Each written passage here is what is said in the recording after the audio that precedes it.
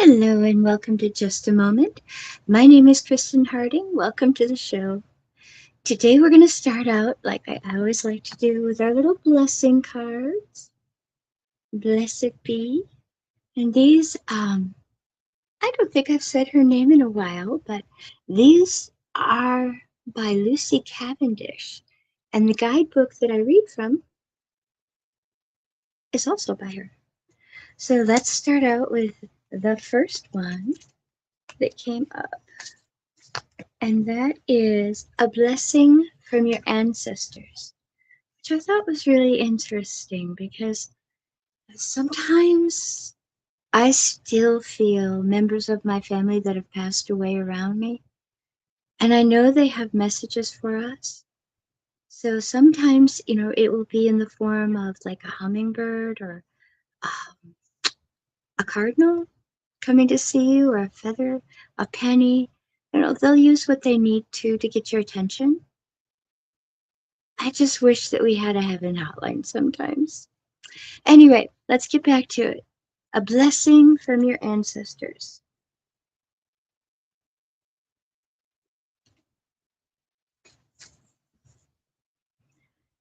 A blessing to bring you the gifts and guardianship of your ancestral family. Within your bloodline and within your spiritual line, there are thousands of relatives who care for you and whose cells now sing within your body. You are their future dream. You carry forward the hopes of your distant and most ancient family. They have seen so much, yes, in other times and faraway places, but they come to you now and bless you with all the wisdom of their experiences, making you the sum total of 1,000,000 wise ones. Call upon the wisdom of the blood, the old ones who stand behind you, supporting and holding you, clearly giving to you the knowledge that experience taught them. Let only the ancestors who can free you, aid you, and support you, and celebrate the best of themselves within you come forward. And may the ailments and the regrets of those who have gone before teach you what not to do in this lifetime. If family be thin on the ground, or if there be estrangement at present, let the arms of the old ones hold you, form a circle about you, and infuse you with everything you may need at this moment. You are loved across the distance of time. You are spoken to with quiet kennings, soft knowings that will direct you forth. You will be soothed by those who healed, and be guided by the old ones who hold before you the flaming torch of their united spirits. You are all that has gone before, but they celebrate you, for you are the future. Know your life is precious to more than the visible ones you know. You are most precious to all the old ones, and to the ones who you share blood with. They know of your value and the hopefulness of your futures.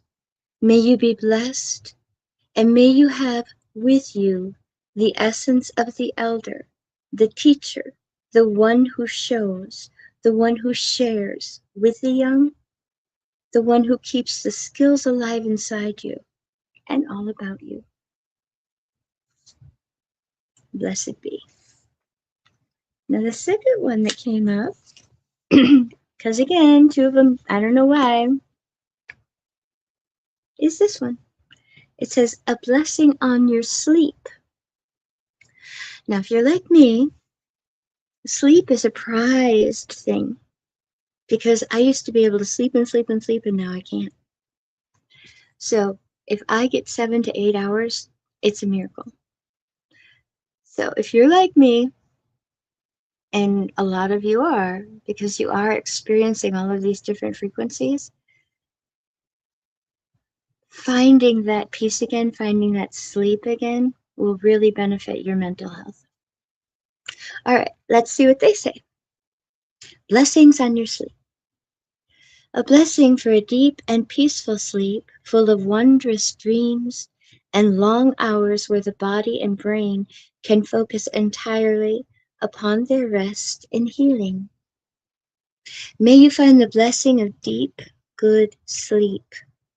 May it come to you easily, and when your head touches the pillow and your body stretches out into luxurious freedom, may you begin to drift immediately between the world of the waking and the world of the dreamer. May the slumber that comes be deep, so that all the extraneous sounds about you melt away, and there's only you, and the other world we can inhabit when we sleep, another life, where we dream and explore the wonders of lands that will only ever exist within these visions. May these dreams bring you food for rich thought in the days to come, and wisdom to explore, insights into your own consciousness and being, and beauty beyond the waking imagination. May the body take its nourishment from this gorgeous rest. May the bones strengthen and knit, the mind lose its worries and anxieties, and may whatever has troubled you in the waking hours be released for at least a time, as you enter entirely into this realm inhabited by the wonders of your own deeper self. Let the sleep be long and deep and peaceful and soothing and healing. When you awaken, dreamer, may you feel refreshed as if a load has been taken from you. May your mind be cleared and your heart lightened, and may you rise easy and ready to engage with this day and know fully its delights. A blessing on your sleep again and again, for it is the key to your wellness and peace of mind. Blessed be. Okay, we're going to pop over to the comments. Oh, I had put a welcome up earlier, and Omni Collective Creativity, which is our friend Christopher, says, laugh out loud. Pretty magical there that you could get in before the show. Hi, Paul. Thank you for joining us. And if you are a first-time viewer, this is story time with just a moment, because that means that my guest either had to reschedule or cancel or something came up. So I always have a backup plan. So let's get back to what I have been reading lately, which is Elizabeth April's You're Not Dying, You're Just Waking Up. And some of us that have gone through that process, it does feel like you are saying goodbye to your former self, because the things that used to hold us back aren't there anymore. The things that used to feel like obstacles, we've learned to step through to the other side. It's amazing what can happen in a short time, isn't it? Just never give up, never give in, and see what happens. All right, let's get to it. So I left off kind of in the middle of the page, but it was at a point where I thought we should end. So I'm just going to go a little bit back, where she was talking about the fact that when she was trying to explain to her family what she was going through, she would just get exhausted. And sometimes that means that they're just not ready to hear it yet. It's just all on timing. So let's see.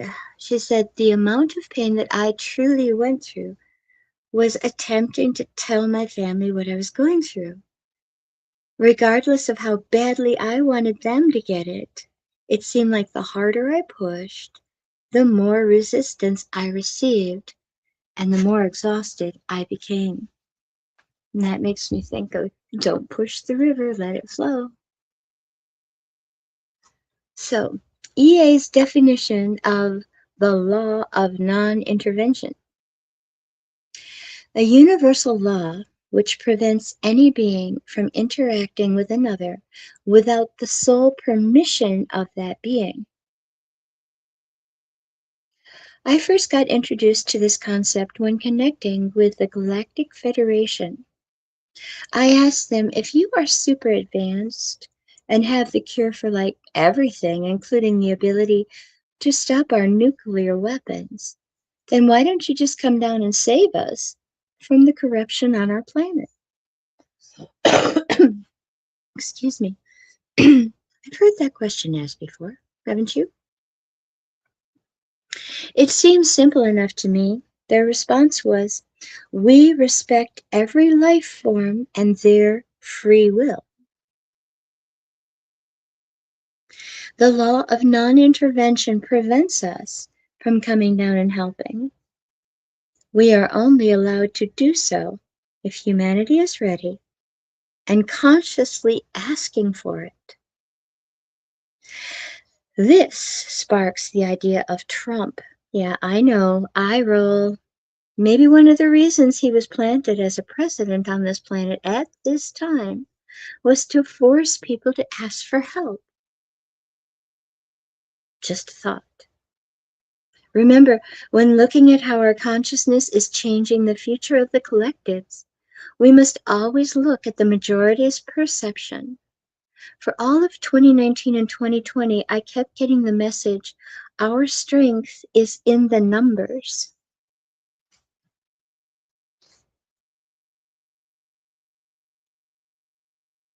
I truly believe that to this day.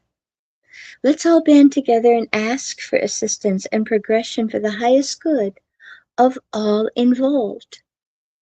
We create our individual and collective reality through our focus and observation. If you continue to freak out about the collective welfare of the planet, then you are helping to co-create the eventual reality that comes with it. Hold the highest vibration within yourself and be the knowing that it and be in the knowing that it is all unfolding the way that it needs to. One day, I was speaking about my struggles to an elderly regular who came into the coffee shop where I worked. Although he didn't understand the details of why I was struggling, he absolutely felt the pain in my heart for not being fully understood. What he said to me has impacted my life to this day. He told me, you can bring a horse to water, but you cannot make them drink. Mind blown. I set a rule of thumb right then and there in order to create healthy boundaries between me and my loved ones. The rule is this: never give unless asked. Ultimately, never give unless asked is the law of non-intervention. That way, you aren't cutting yourself off from anyone, but simultaneously, you aren't giving so much that you are draining yourself. Try it out and see how it works for you. I promise the second that you step back, they will step forward. On a personal note, at 18, I began questioning and channeling and understanding the vastness of the universe. That's when I had my abduction experience. This isn't quite the chapter to go into that story, but I do want to expand on what happened next. The first level of my spiritual coming out came when I told my university roommate that I had gotten abducted by aliens. She immediately went around to all my other roommates and said, wow, Liz has really lost it. She thinks she was abducted by aliens. She must really be crazy. It all started there. Regardless of that fear of being persecuted, I needed my family to know who I was and what was happening. One Christmas, maybe the Christmas of 2011, I went home to visit family. While I had my close family there, including my aunt and uncle and grandparents, I figured it was a perfect time to let them know that I have psychic ability. I don't know what I expected, but I had this inner urge to relay that identity to them. For whatever reason, they needed to know, and I felt safe enough to express it. It was my grandparents who really had no idea what I was trying to say. To be honest, I don't even remember what they said. I just remember running away, crying, feeling as though no one understood me. And that made me feel like I didn't understand myself.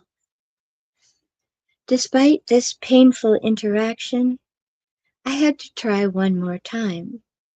I felt like if they didn't get it, if they didn't know who I was, then I was living a lie. It felt like I had these people around believing the projection of who I was and not really knowing me. I was looking for support, for validation. I couldn't let go of the urge to speak my truth. I never wanted to give up hope that someone could understand me. A few months later, I went back home again. I believe it might have been for Easter this time. I remember so vividly sitting my mom down in the living room and telling her, "Mom, I know that right now I am your daughter, but I have recently come to understand that I am actually a gray interdimensional being existing here as a human. I have an entire gray family up there." I held my breath, waiting for a response. It felt like the same as coming out of the closet, but for some reason this was a lot harder. She didn't fully understand, but she wanted to support me the best that she could. She said something to the effect of, "So you're saying that I'm not your mom?" I responded with, "Well, you are, but you're not the only one." I felt a wave of unease wash over me as the words left my mouth, but I didn't know how else to say it. She started crying, and I felt awful, like I shouldn't have told her. But deep down, I needed to. I didn't even know how to say what I wanted to say. So the conversation was short. We cried together and hugged. I felt so bad. I didn't know how she felt after, but I could imagine it wasn't a great feeling. When I went to bed that night, I talked to my Gray family. I asked them, "Please help my Earth mom understand who I am, and please help me." I felt distraught. I felt guilty and shameful. I wanted it to resolve itself. I wanted to be seen and understood, but simultaneously wanted my mom to feel needed and loved. I didn't know how to have both. A few months later, I came back again for the summer. My mom and I were having a fire out back. All of a sudden, as if the memory had been lost until that moment, she tells me about something that happened 3 weeks after I left the last time. She and Brian, my stepdad, were having a fire out back at night, and out of nowhere, this giant flying saucer came down 50 feet away. Because it was still spring, the leaves on the trees were gone, so it was easy to see this thing from the backyard. Apparently, without a word, both of them got up from the fire and started walking over to the fence of their backyard until they were just as far as they could go. All she said to him was, "Do you see that too?" And he just looked at her and nodded. When I heard what had happened, a weight instantly lifted off of me.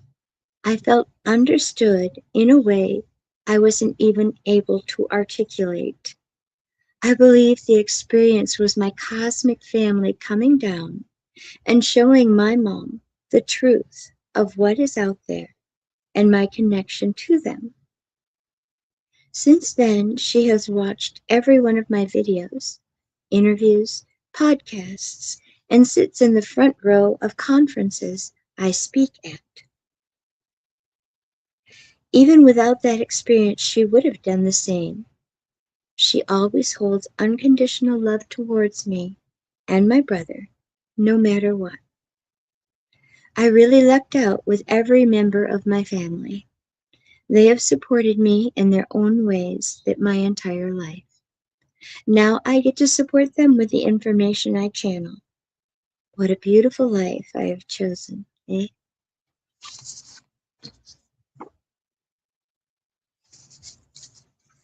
Chapter 12. I'm going to have a little sip of water here.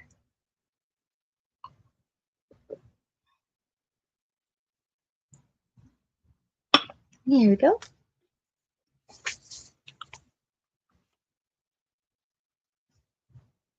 Chapter 12 is titled Your New Bullshit Meter. Hey, Starseed. When stepping into a new vibration, you are hit with so much information, it can get overwhelming really quick. When waking up to the illusion of the matrix in this reality, you want to instantly discern what is truth versus what is perception. These days especially, there's a lot of projection and disinformation. Before you can even begin to figure out the complexities of each moment, you must first tackle and fully comprehend the difference between your consciousness and your ego. Are you seeking information because you want to know? Or are you allowing the flow of what needs to come in because your soul is asking for it? Ego requires a lot of push, pull, and attachment. Consciousness requires a lot of patience, listening, and allowing. One is centered on the head space, and the other around the heart space. Can you guess which is which? I have no doubt that you are psychic AF. It is you who still holds the doubt within yourself. This doubt comes through the limitations surrounding your ego and ultimately your own perception of what is and is not possible. It's time to develop your new bullshit meter. Once you do, you become absolutely unstoppable in your quest for truth, knowledge, and expansion. I feel led to just comment about something. I was asked a question about 20 years ago. What would you do if there were no obstacles in your life? What would you accomplish? If you could do anything you wanted to do, what would you do? I'm doing it right now. So never give up because you never know. It might take a while, but if the message truly needs to get out there, it'll find a way. I mean, 20 years ago, we didn't have this technology. Happy 444. I love angel numbers. All right, consciousness versus ego. So you can now discern between your loved ones, society, and who you really are, or at least who you want to be. These concepts are super important because by fully understanding the us versus them mentality, you can choose not to be a part of it. Yes, you are different, but it's only because you see something other people haven't yet. Let's dive deeper into the next level of discernment, the ultimate level of discernment. If you practice and work really hard, I promise this next teaching will literally allow you to harness your psychic abilities. Oh, what's that? You don't think you're psychic? Well, just you wait. There are so many miracles in store for you. Once you understand the next level of discernment, I am going to blow your mind with what you can do when you are ready. You will be able to consciously connect to the universal source vibration. Take a moment to let that one sink in. When you are able to fully connect to the universe and the consciousness within it, you have the ultimate power to do all of the following things. Open your third eye on demand, see energy and vibration, instantaneously heal, speak telepathically, connect to interdimensional beings and your cosmic soul family,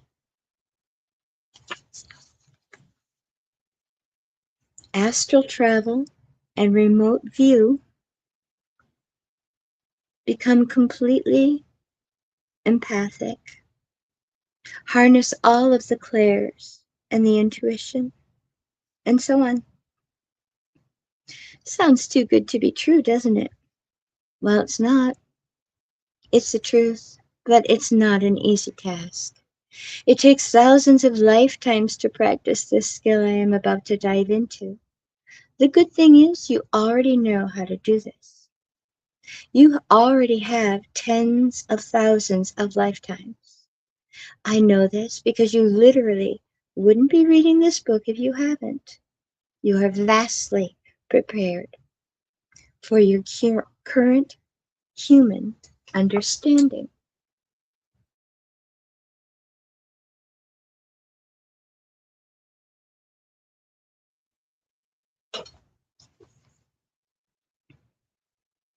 Human understanding. I have lived, oh, I have also lived tens of thousands of lifetimes, preparing me for this technique. Moreover, I spent 2 full Earth years in this lifetime also practicing this technique, in quite a brutal way, I might add. I know the suspense is probably killing you, but there's one more thing I need to add. This technique I am going to speak about is relevant not only to humans, but literally to every single living being across this entire universe. Yes, that's right, every soul living its own existence, separate from Source, could benefit from practicing this. Every blade of grass, every cheetah, human, fairy, Pleiadian, even every drop of water can benefit. So here it is. The separation between the consciousness and the body. I could and most likely will write a series of books on this very concept. That's how important it is. As I have stated before, we have two parts to being human, a physical body and a vibrational frequency, a soul. This combination of essences is similar to the composition of the universe, physical mass and energy. I don't believe by any means that our soul's purpose is to separate these two as humans. That would just be silly. We consciously chose to be harmonized together as one at this time, during this incarnation. However, it is extremely important that we understand both components separately.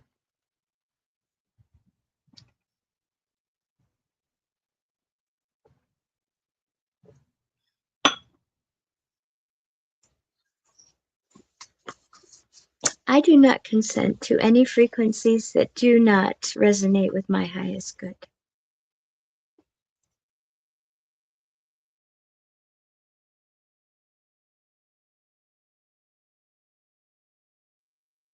There, that should take care of who's ever sending the tickle through my throat. Boomerang. Anyway, the separation between the consciousness and the body. Um, I don't believe by any means that our soul's purpose is to separate these two as humans. That would just be silly. We consciously chose to be both harmonized together as one at this time during this incarnation. However, it is extremely important that we understand both components separately. When we are blissfully unaware and just living on autopilot, we convince ourselves that the physical is all we have, and we miss a huge part of our existence. Likewise, when we become awakened, we tend to disregard the aspect of the human in hopes of becoming closer to Source, Universe, God, the Prime Creator, whichever name you choose to call it. We need to equally understand and respect both aspects to fully integrate them into our everyday existence. Mastering the physical and energetic sides of our existence requires us to separate them. These two aspects of consciousness and the body are so intertwined that we get distracted, ultimately diluting the divinity of each on their own. By keeping them separate, we lose our sense of self. It feels like something is missing. When we focus on all physical, there's a longing in us that no amount of material wealth can fill. We are yearning more, for something more that we don't realize was within us the entire time. Likewise, though, when we only choose to focus on the energetic or soul aspect of self, our human body begins to suffer. We tend to be out of body most of the time, which can actually lead to devastating disease or other health complications. In relation to the two concepts below, the ego would be the sense of self. This sense can definitely change. Our ego is created through fixating on the physical. We can still have an ego when we are balanced between our energy and our body. It's just not as rigid or attached. When our sense of self, the ego, recognizes and works with energy, it also begins to loosen. All of a sudden, this isn't the only lifetime, the only body, the only moment. Life becomes less binary when we factor in energy. The consciousness is the energy in the equation. It is much more elusive and difficult to pin down and figure out. How do you describe something intangible in a tangible way? It's really tough. Like I said, this is a hefty topic, and it's sad. I won't be covering much of it in this book or chapter, but that's more to look forward to in the future. Let me lay out the two rudimentary principles for you so that you can start to crack the door open. Ego. Please remember, ego is not, I repeat, not a bad thing. It can just be annoying and get in the way. Some other ways to further understand the ego. All of your five bodily senses, which help create your perception of your human, all attachments, sense of identity, belief systems around anything, all memories of the past, pain and reaction, emotions. Oh, it's so human, isn't it? When the ego is overstimulated, we become opinionated, stubborn, power hungry, loud, overreactionary, attached to individual perception, playing a victim, reliving old traumas, extremes, manic or depressive. When the ego is understimulated, you can be passive, robotic, or emotionless, difficult, having difficulty in making any sort of decisions. You feel disempowered, you feel apathetic, you become quiet and disconnected from human relationships. EA's definition of consciousness: the intuitive awareness you have as a reflection of your soul. Some other ways to further understand the consciousness: use your intuition, deeply connect to all other living things, become compassionate and empathetic without attachment, become liberated in all senses of the word, be subtle but always constant. When the consciousness is overstimulated, ungrounded, there is a potential for psychosis. I can't even say the word. Try it again. Psychosis. There we go. When the consciousness is understimulated on autopilot in the ego. Being overstimulated or understimulated in either of these categories can be unhealthy for your overall balance. It's important, once again, to understand both sides separately before we can authentically and happily harmonize them together.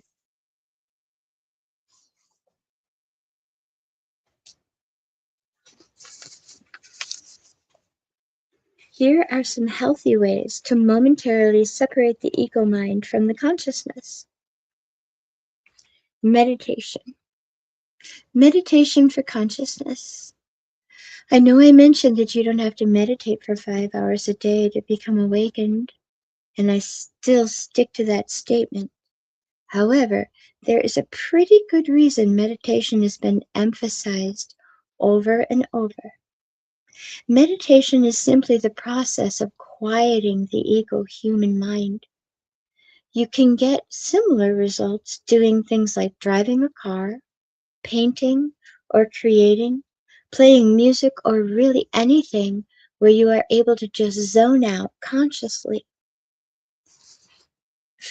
I will admit sitting in meditation is the easiest way to momentarily separate the ego-mind, because in the example of driving a car, for example, you need to be concentrating or making decisions.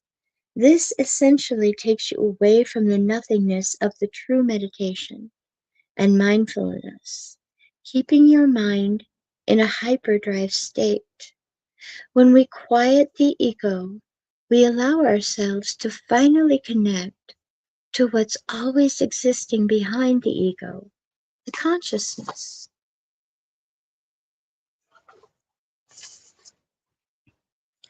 Physical exercise for the human ego. By doing physical exercise, we are able to release massive amounts of pent-up energy and harness the true power of the mind. Our mind can either make us sick or it can cure our sickness. Have you ever heard of runner's high? I have. It's the concept where you get to such a place of overexhaustion that your body releases serotonin and dopamine to help you keep going. I'm not saying that you need to push yourself to that point, but exercise helps us on a variety of levels. Imagine running on a track. As you run, your mind is also running through all the craziness of that week. You're reminded of the boss who keeps pushing you, your partner who doesn't get you, your kids who nag you, and the list goes on. As your mind and body run simultaneously, your body releases toxins that have been kept in your cells for quite some time. As your body releases, your mind does the same. Physical exercise will allow us to harmonize these two aspects of self in a way you might not have imagined before. Ultimately, by utilizing the separation between the consciousness and the ego, you will start to notice huge improvements in your life. One of the fundamental applications to using this concept is being able to discern when other people are over or under stimulated. Ah, reading the room, hey? Once we understand where that person is coming from, we take their projected reality less personally, which helps with our own healthy boundaries. You should now be able to spot when someone is functioning in their ego, hence the chapter name, Your New Bullshit Meter. The energy I catch people in these days consists of the imbalance with consciousness. The thinking that life is all butterflies and rainbows just doesn't fly with me.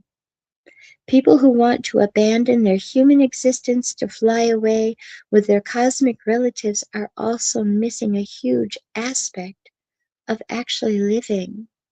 We chose to be here, right here, for a reason, so live it up. A lot of interdimensional beings don't have the luxuries of the senses that we do.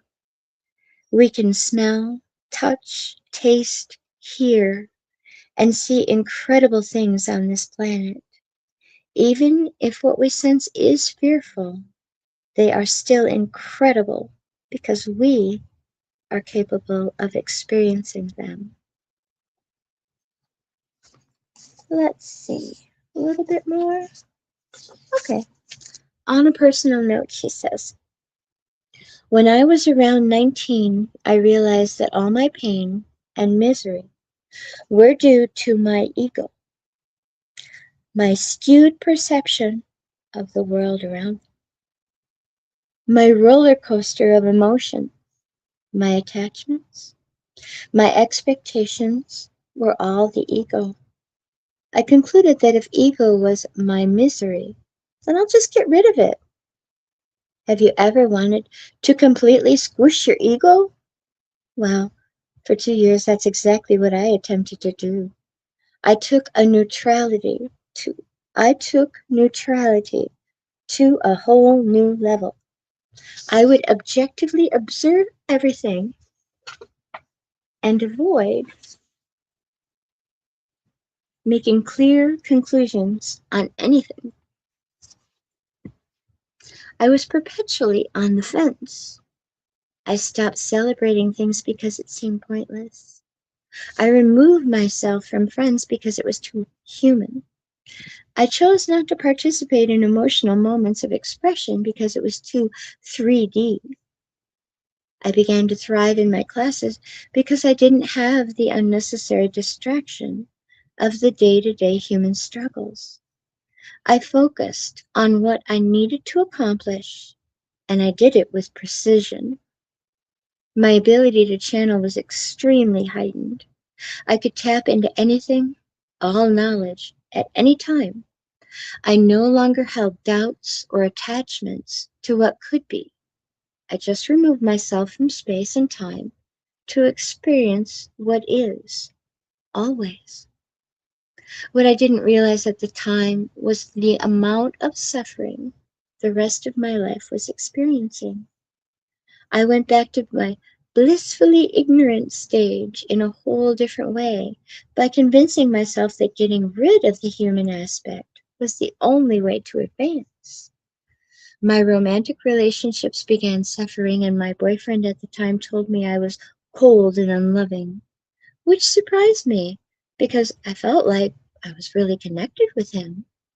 My friends fell away, and when we did get together, we only talked about universal truth.